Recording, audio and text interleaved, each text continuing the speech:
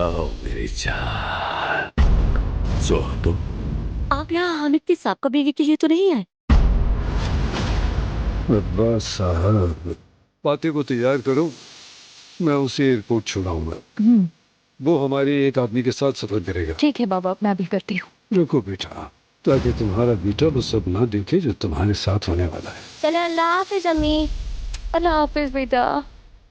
देखते रहो बेटा, अपनी माँ का चेहरा अच्छी तरह याद कर लो, क्योंकि अब तुम उसे दोबारा नहीं देखोगे।